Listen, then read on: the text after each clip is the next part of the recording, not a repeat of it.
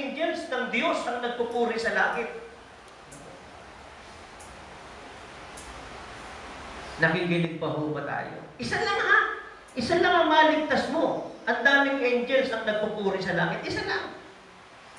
Akalain mong isang bansa ang binorn again ni Jonah.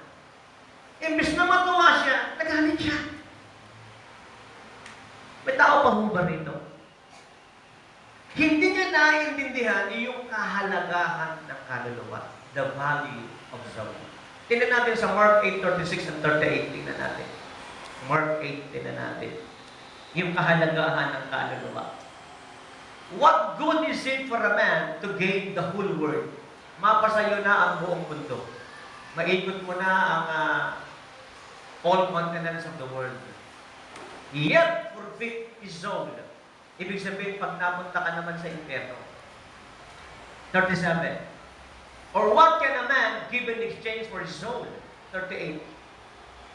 If anyone is ashamed of me and my words in this adulterous and sinful generation, the Son of Man will be ashamed of him when he comes in his Father's glory with the holy angels.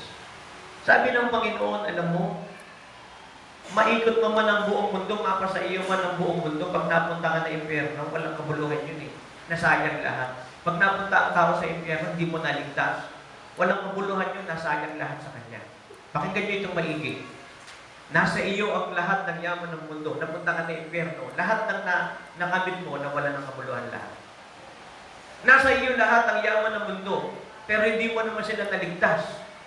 At nasa kanila yung yaman ng mundo, hindi naman sila naligtas. Anong kabuluhan nito? Kaya ang sabi ng Panginoon, pahalagahan mo yung pangangaaral ng salita ng Diyos. Amen po ba? Huwag mo akong ikahiya at ang aking salita. At ang aking mga salita. Kasi pag kinahiya mo ako, ikakahiya din kita sa maanghel sa langit. Alam mo, magabi, nakadalo kami ng